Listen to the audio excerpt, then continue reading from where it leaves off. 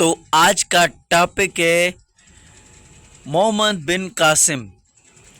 Episode 1 शुरू करते हैं।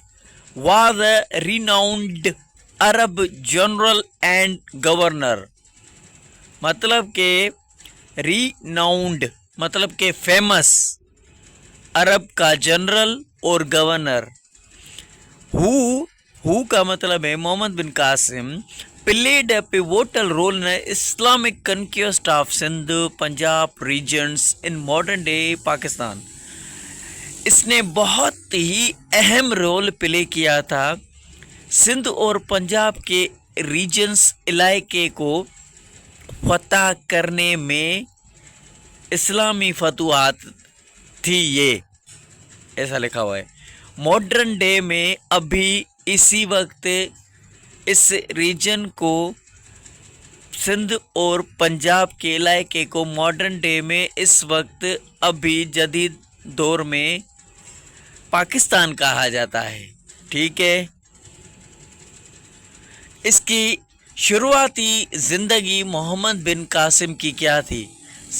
एक यहाँ पर मैं आपको और बात बता दूँ कि मोहम्मद बिन कासिम आए थे यहाँ पर बड़े सगीर सब कंटिनेंट के इलाके के अंदर, ईरान से, सऊदी अरबिया से। यहाँ पर आके सिंध में उसने जंग की। किससे जंग की, क्या किया क्या नहीं किया, वो नीचे हम डिस्कस कर रहे हैं। मैं ओवरव्यू दे रहा हूँ इंट्रोडक्शन में। और सिंध से मुल्तान तक के इलाके को मोहम्मद बिन कासिम फ़तह करते गए। ये सारा इलाका अपने फ़तह कर लिया, कब्ज़ा कर लिया। तो सिंध से मुल्तान तक हर जगह पे लिखा होता है, लेकिन सिंध और मुल्तान पंजाब तक के, मतलब ये सारे इलाके थे उस दौर में। ठीक है, आगे देखें इसकी अर्ली लाइफ एंड बैकग्राउंड में ये क्या थे। Muhammad bin Qasim was born in 1695 CE ईस्वी में पैदा हुए थे। इन ताइफ एक सऊदी अरबिया में रीजन है, इलाका है, वहाँ पर ये पैदा हुए थे सऊदी अरबिया में। ही बिलोंग टू द खाकाफी ट्राइब। ये खाकाफी एक ट्राइब था, कबीला था, लोग थे। उन कबीले में ये पैदा हुआ था उस कबीले का नाम था खाकाफी। ठीक है, ये लोग थे कबीले के। और and was a नीफ्यू of Hajjaj bin Yusuf. Mohammad bin Qasim नीफ्यू थे, भतीजा था, भांजा था हजाज बिन यूसुफ का। ठीक है। और हजाज बिन यूसुफ कौन था? वो इराक का गवर्नर था उस दौर में। उसने मोहम्मद बिन कासिम को भेजा था, तुम जाओ राजा दायर से फाइट करो और ये इलाका फतह करो। अब आगे देखें, ये सारी बातें होती जाएंगी, देखते जाएं। तो मोहम्मद बिन कासिम ने फतह किया सिंध और पंजाब को। अब यहाँ पर डेट लिखी हुई है कि मोहम्मद बिन कासिम ने सिंध पर अटैक कब किया था और कैसे किया था, क्या क्या किया था, ये लिखा हुआ है। ठीक है, ऐसे समझ जाएं। आउटलाइन यही होती है, आउटलाइन में समझ में नहीं आता। आउटलाइन के नीचे जो सेंटेंस लिखे होते हैं ना, वो आउटलाइंस के मतलब कि ऐसे में भी आपको यही टेक्निक और यही ट्रिक यूज़ करनी होती है। ठीक है। कनक्वेस्ट ऑफ सिंध एंड पंजाब, मतलब कि मोहम्मद बिन कासिम ने सिंध को फतह किया और पंजाब को फतह किया। ये नीचे लिखा हुआ है। इन 711 CE ईस्वी में Muhammad bin Qasim was appointed by Hajjaj bin Yusuf. Hajjaj bin Yusuf ने इसको अपॉइंट किया था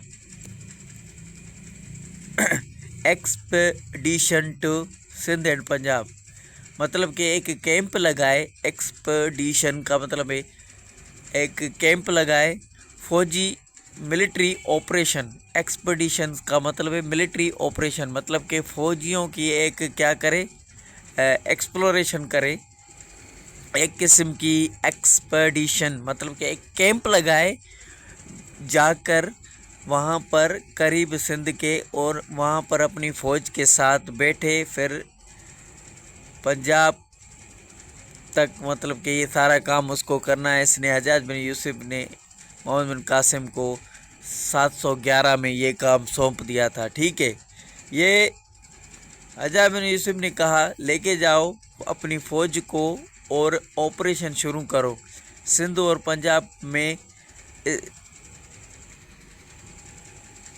सिंध और पंजाब में इस्लाम को फैलाओ, एक्सपेंड उमैया डायनास्टी कैलिफेट, मतलब कि उमैया डायनास्टी जो एक हुकूमत थी मुसलमानों की, एक्सपेंड उसको बढ़ाओ, उस इलाके को बढ़ाओ, मतलब कि एक इलाका है, थोड़ा बहुत किसी का इलाका है, उस इलाके को ज़्यादा फतह करो, ज़्यादा कब्ज़ा करो।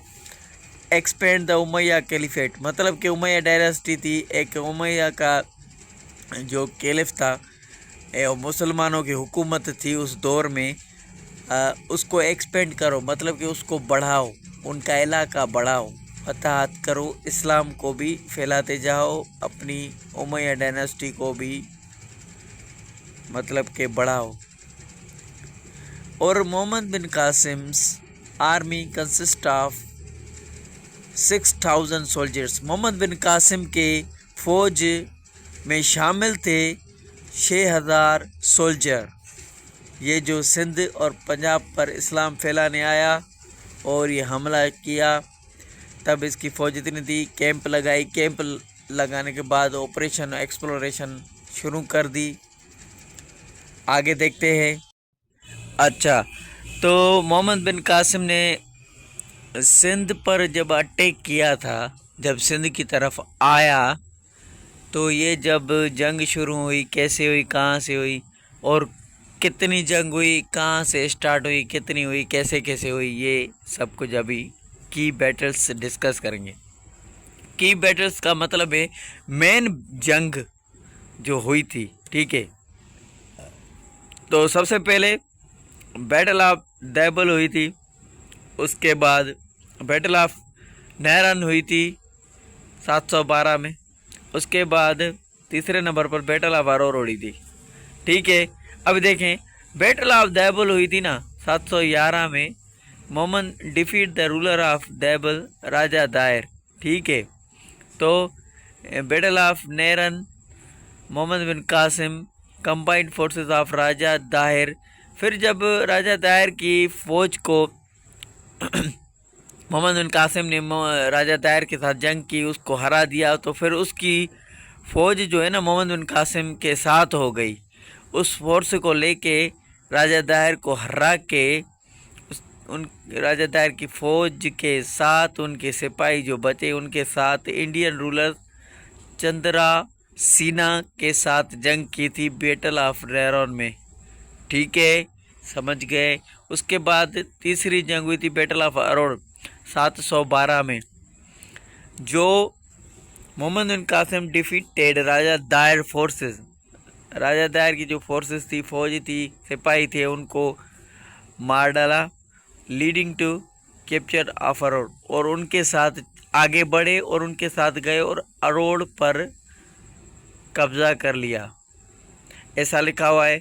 अगर आप कहते हैं तो ये जो बैटल हुई थी, ये अगर हम डिटेल में डिस्कस करें इन बैटल्स को, कैसे कैसे डिस्कस, क्या क्या हुआ था, तो उसके लिए आप कमेंट में बात करना, बोल देना। मैं एक अलग वीडियो बनाऊंगा इस बैटल पर, एक अलग वीडियो बन जाएगा बैटल्स पर। अभी हमारे लिए सीएसएस के लिए इतना काफ़ी है, इतनी डिटेल में जाने की ज़रूरत नहीं है। ठीक है, आगे देखते हैं। तो यहाँ पर लिखा हुआ है एस्टेब्लिशमेंट ऑफ इस्लामिक रूल, मतलब कि मोहम्मद बिन कासिम 712-11 में आया।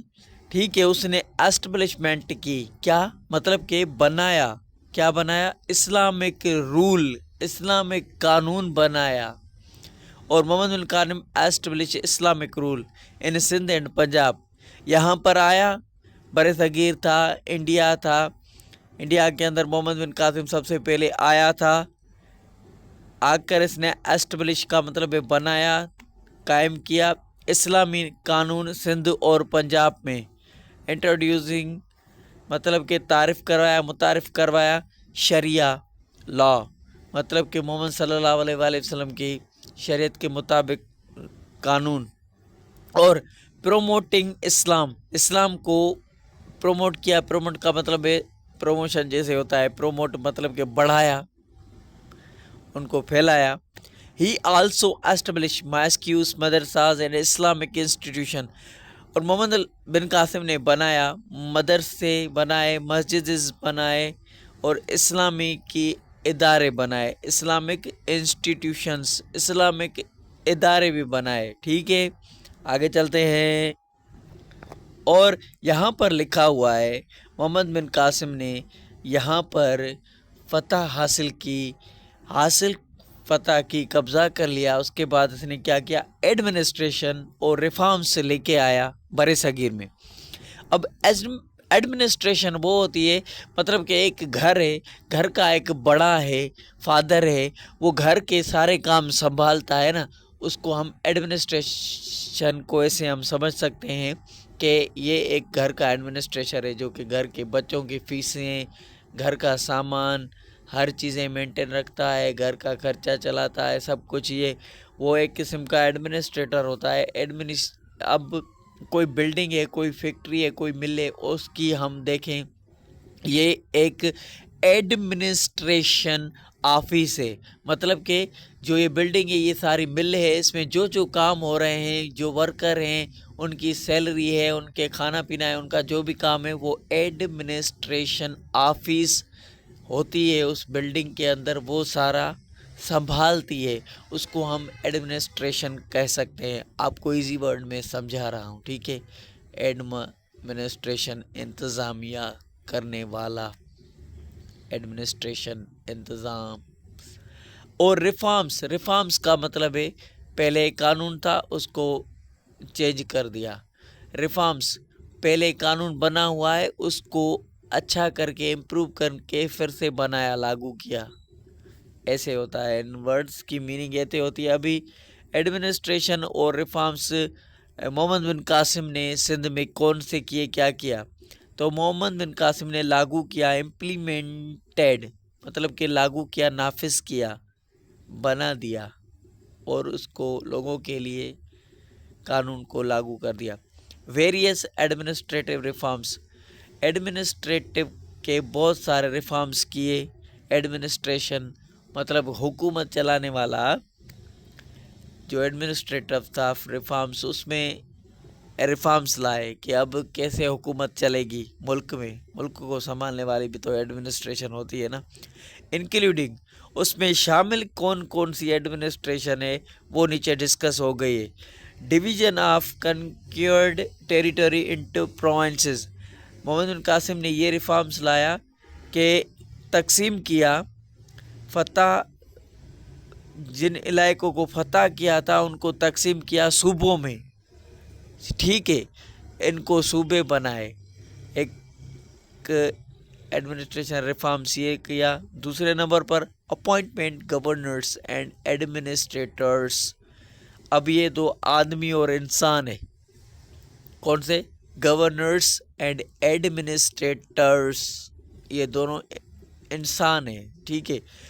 और मुल्क को एक किस्म का शामिल किए, अपॉइंट किए, भर्ती किए गवर्नर्स और एडमिनिस्ट्रेटर्स। अब एडमिनिस्ट्रेशन का मैं आपको मतलब समझा चुका हूँ, वो एक ऑफिस होती है जो सारा कानून रन करती है। अब एडमिनिस्ट्रेटर जो होता है वो एक आदमी होता है जो कि उस सारे ऑफिस को संभालता है। और गवर्नर्स भी का भी यही काम होता है कि मुल्क को, कानून को ऐसे लागू करना, उनको चलाना, ये सब उनके काम होते हैं। तो अपॉइंटमेंट है गवर्नर्स एंड एडमिनिस्ट्रेटर्स, कुछ आदमी रखे, खुद आदमी भर्ती किए, अब यहाँ पर आप ये काम संभालेंगे। ऐसा ही लिखा हुआ है, ठीक है। तीसरे नंबर पर establishment of the system of taxation. अब यहाँ पर कायम किया बनाया सिस्टम टैक्स का, किस तरह से टैक्स देनी है, किस तरह से टैक्स पेड करनी है, किस तरह से लोगों पर टैक्स लगाई गई, ये टैक्स भी लगाई थी, देनी थी सबको, ठीक है। तो promotion of trade and commerce. अब यहाँ पर लिखा हुआ है कि मोहम्मद कासिम ने लोगों को कहा ट्रेड करो, ट्रेड बढ़ाओ, खुद भी ट्रेड किया, ट्रेड को बढ़ाया, व्यापार को बढ़ाया। रोज़ी एक चीज़ थी, उसको मतलब कि सेल करो, बाय करो, कमाओ पैसे। ट्रेड एंड कॉमर्स मतलब कि एक किस्म का व्यापार और कारोबार को बढ़ाया इन इलाकों में, ठीक है।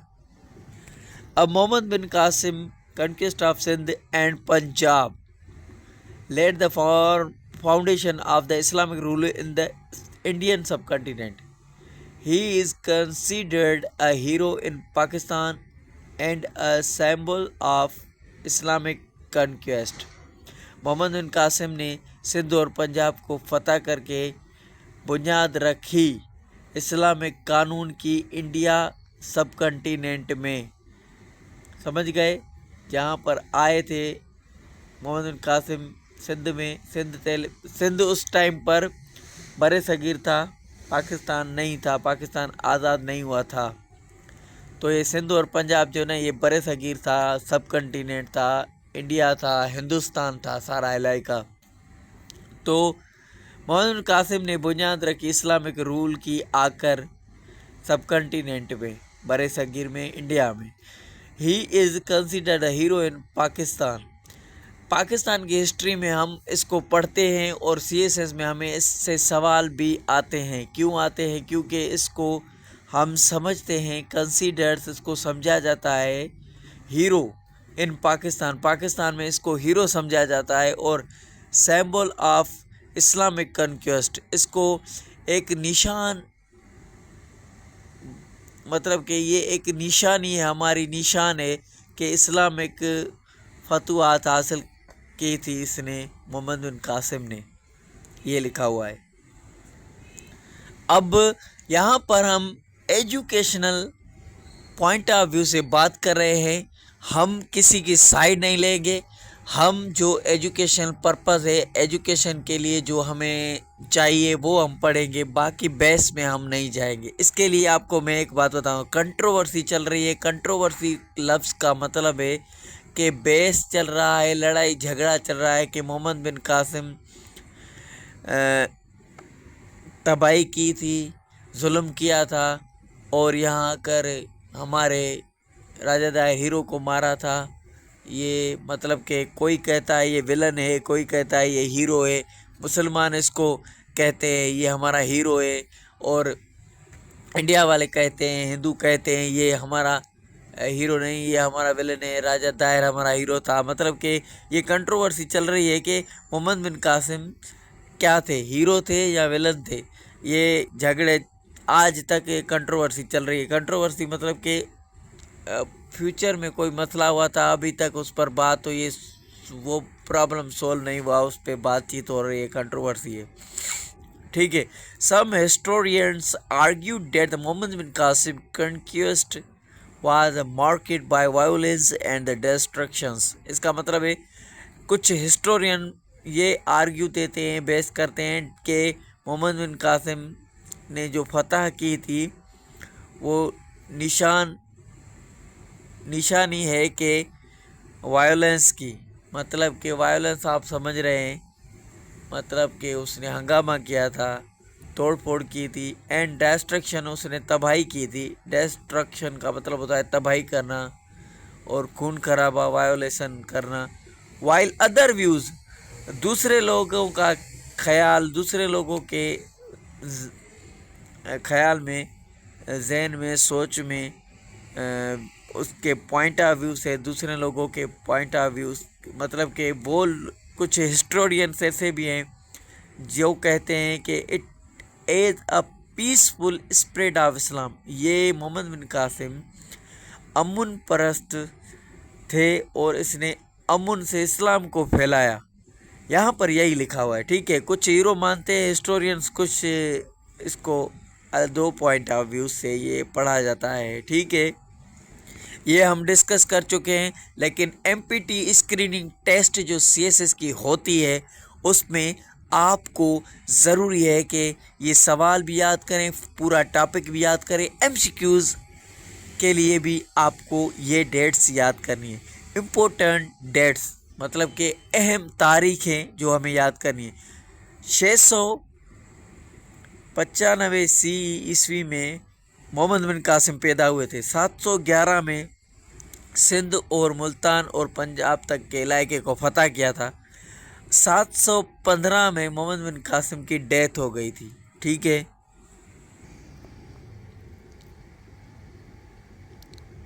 अभी हम डिस्कस करते हैं कि Mohammad bin Qasim empty screen test के लिए एमसीक्यूज़ और पेपर जब हम देंगे तो वहाँ पर भी एमसीक्यूज़ होते हैं। मोहम्मद बिन कासिम के एमसीक्यूज़ को भी याद कर लें टॉपिक के साथ साथ। Who was the Muhammad bin Qasim? Mohammad bin Qasim कौन था?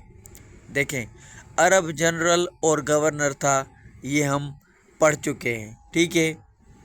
उसके बाद देखो लिखा हुआ है answer, Arab general and governor Muhammad bin Qasim का पहला एमसीक्यूज़ ये है, ठीक है। दूसरे नंबर पर एमसीक्यूज़ है, why did Muhammad bin Qasim invade Sindh? Muhammad bin Qasim ने सिंध पर हमला क्यों किया था? To spread Islam, conquest of Raja Dahir, ख़जाना, मोहम्मद बिन राजा दायर का ख़जाना हासिल करने के लिए। टू एवेंज पिराट्स राइड, जो समंदरी डाकू थे जिसने मोहम्मद बिन कासिम की 8 शिप थी, बेड़ी थी जो समंदर से जा रही थी, उन पर अटैक किया था। ये भी स्टोरी एक बड़ी बुक्स में लिखी होती है। उसके बाद ये दूसरे नंबर पर ऑल ऑफ द अबव। अब इसका जवाब है डी डी डी डी। देखो, ऑल ऑफ अबव, सारे ऊपर। इस्लाम भी फैलाना था, राजा दाहिर का जो खजाना था उसको भी उनसे कैप्चर, उस पर भी कब्ज़ा करना था। और डाकू जो जिसने हमला किया था, जिसने हजाज बिन यूसुफ की 8 शिप थी, उसमें औरतें भी थे, बच्चे भी थे। एक औरत ने हजाज बिन यूसुफ को लेटर लिखा था, तो इसकी वजह से सिंध पर उसने अटैक किया था, आना पड़ा था, ठीक है। लिखा था, हजाज हमारी हेल्प करो, हमारे ये डाकू ने हमें हमारा हमला कर लिया, हम पर कब्जा कर लिया है। तो ये सारे राइट आंसर है, ऑल ऑफ अबव, सारे ऊपर वाले, ठीक है। मोहम्मद बिन कासिम ने सिंध पर हमला इस वजह से किया था। नीचे चलते हैं। What was the outcome of the battle of Aror? अब बैटल ऑफ अरोड़ जो हुई थी ना, उसका नतीजा क्या निकला, उसका रिजल्ट हमें क्या मिला? राजा दायर की विक्ट्री हुई, Raja Dahir victory, Muhammad bin Qasim's victory. यहाँ treaty between the Arabs and Sindhis, Arab retreated. Muhammad bin Qasim की विक्ट्री हुई थी, ये आंसर है, ठीक है। इसका बैटल ऑफ अरोड़ का रिजल्ट हमें क्या मिला? रिजल्ट हमें ये मिला कि मोहम्मद बिन कासिम की फतह हुई थी, उसने ये जंग जीत ली थी, ठीक है। Who ruled the Sindh after Muhammad bin Qasim conquest? Muhammad bin Qasim ने सिंध को फतह किया, उसके बाद किसने सिंध पर रूल किया था? फतह करने के बाद ही रूल किसने किया था? फतह करने के बाद मोहम्मद बिन कासिम ने ही खुद ही रूल किया था। तो what was the Muhammad bin Qasim relation with the Hajjaj bin Yusuf? Hajjaj bin Yusuf के साथ मोहम्मद बिन कासिम का क्या रिश्ता था? रिश्ता उनका ये था, अंकल एंड न्यूफ्यू, चाचा और भतीजा।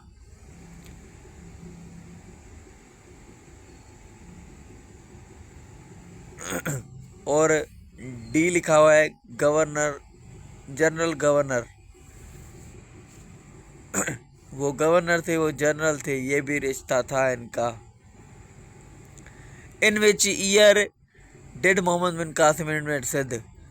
705 711 में मोहम्मद बिन कासिम जो है ना सिंध के अंदर आया था, 12 में फतह हो गई थी, ठीक है। मोहम्मद बिन कासिम ने सिंध पर हमला 11 में किया था। उसके बाद what was the significant of the Muhammad bin Qasim conquest. Muhammad bin Qasim ने जो फतह किया सिंध को, उसकी इम्पोर्टेंस, अहमियत क्या है? तो उसकी अहमियत ये है कि establishment of Arab rule, Muhammad bin Qasim ने अरबों का रूल हिंदुस्तान में कायम किया।